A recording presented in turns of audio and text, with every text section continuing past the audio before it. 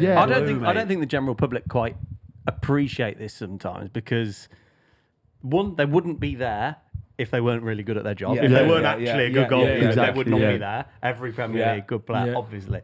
The second thing is as well is a lot of people go, you can't just take Jordan Henderson because he's a good lad or that. You go, culture, right? The culture around, especially like a camp where you're away for 4 or 5 weeks. Like the importance of these players. You tell us the importance of these guys. Yeah, unbelievable. That's what I mean. Like you could see it with Spain, right? They're in camp together for 5-6 weeks. He's kept everyone entertained. He's kept everyone on their toes. He's like been there when they're down, and he knows he's not playing. And he knows he's not playing. Ego aside, right away. And bearing in mind he's a top goalkeeper as well, right? The same thing, it's the same thing with Scott Carson, as I say there. And I think they're so important to teams. I think Pepe Reina, just everyone around Liverpool when he played for them, it's like he was an adopted Scouser, right? He kind of struggled with the English at times, but he's tried his fucking heart out with it, you know what I mean? And everyone appreciated it.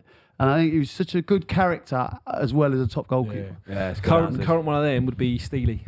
Yes, Steele, mate. exactly. So again, going into England fold now, and he's not just gone in just to sort of keep the camp happy. He's gone in because one, he's a very, very, very good goalkeeper, a very good goalkeeper, but also what he is around the place. I've seen it times where I go to Brighton, mate, he's good. And you know when someone's a good egg is when, especially like the number 2 or number 3 goalkeepers, when they don't really play. If someone says something and then some people might go, why are you saying that? You don't even play. Yeah. Whereas when a goalkeeper says it, they go, oh, Joe, what? And they take it on the chin. They go, you're right. That. Fair play. Steely's like the Tom Eaton from a couple of years ago, isn't he? That guy. Yeah. He'll go and he'll train his socks off as well. Yeah. He ain't going to just sack it. He's train his socks off. Fair play. Standards high. Yeah. The other one I was going to say is J-Mo. I absolutely love J-Mo. I really do. How physically, probably the best specimen of a goalkeeper you'll probably ever see. Yeah, without doubt, Just scary as shit. I remember a couple of times, and Gomez did it a few times in training practice, and you'd whip one and it'd go in the corner, and you kind of turn away, and then someone would go, it's not gone in. Like, you've already turned away, gone, that's gone in, and he'd pull something out of the bag that you've never seen before, like top bin, outrageous, clawed out. Specimen, mate. Aurelia was saying because his arms were so long. Gomez, Well, I've got a couple of questions from Instagram. Average Portsmouth runner. Get Peter to mention the Kitman story from his Pompey days. He hasn't told anyone. I don't even know what this is. Oh, Kev. Kev's a legend. Big Kev, the Kitman. He's been there years. You know the old Kitman have been there years. Used to be a boxer, actually. Mate, heartbeat of the football club. Yeah. Heartbeat, legend. aren't they? Yeah. We had his own little room, where, the lads used to go in. He used to turn the light off, and we'd all just try and punch him because he was an old boxer. Big unit. But he turned the light off, right? And just, he said, come on then. So 4 or 5 was in there trying to whack him. And he was like, kicking, taking people out. And legend, like big unit. And I bought a flat in Port Solent, and I obviously being single, didn't have a clue what I was doing. Bought a big sofa, but bearing in mind I'm in a flat on the marina, you couldn't fit it through the front door at all. So I've rang the food I have to speak to, Kev, the kit man. Right, I said, Kev, what? How do I get this thing in? He said, I'll do it for you. He said, come down. I'm not joking, right? He's put a ladder on the balcony. And he's put a rope over this thing, and he's wrapped this rope around this sofa. He's put this 3-piece couch on his head, right? I swear to you, and he's climbed up this ladder and he threw it over the balcony. He said, "There you fucking go." Like, oh, well. Big Kev. What is it about Kitman? What a legend. Yeah. What is it about Kitman? Yeah, you want them to do well as well, like the Kitman. Yeah, we had one at Fulham, Danny Young, and the few lads were going to go to Vegas back into the season, and we said to him, we said, like, you're going to come with us. And he was a bit big at the time, so he was like, listen, you need to lose some timber though. So he was like, every kilogram you lose, we're going to give you 200 quid. Oh, there's 5 of us, right, that was in this school. Mate, he lost about 11 kg. Mate, I swear, every morning we was in, he would have been in an hour on the machine, like black bin bag, sweating out. Honestly, he'd come to Vegas, he looked like that. Never forget, he wore like a Hugh Hefner shooting jacket, like suede sort of thing.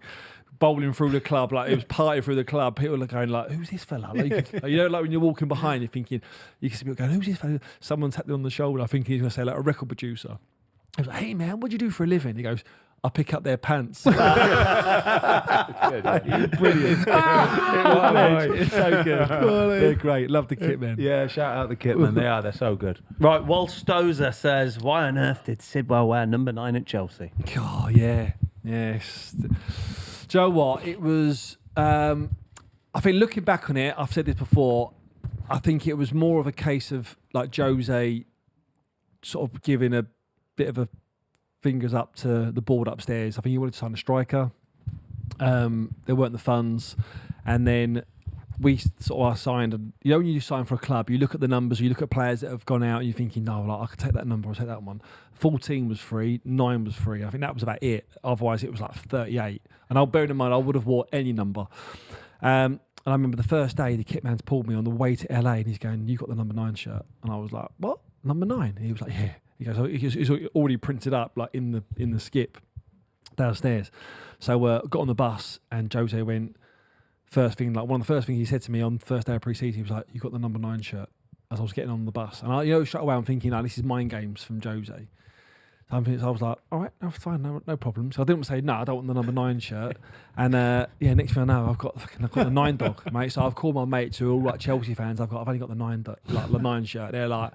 They're cracking up on the phone. They're like, yeah, Chelsea's number 9. Did like you ridiculous. call it the 9 dog then? 9 dog, yeah. I was like, I've only got the 9 dog, haven't I? So, I think it was one of the mind game ones from Jose, like upstairs, really. But then again, like he knew like my family was all like Chelsea and that, and he might have just gone, Joe, what? Give him like the number 9 shirt as well. So, how did you find him? Who did we have him recently? And as a casual fan, it really surprised me. They said Jose was in the changing room with the lads, sitting. Eric Dyer. The lads love him. He was one of the lads. He's brilliant with me. And I know I didn't work with him, but like I've been around him. Like, what a great person. Yeah. Genuinely. Yeah. I don't know what you found. He was brilliant, like day to day. And again, that was when he was at Chelsea, when he was at his like peak prime.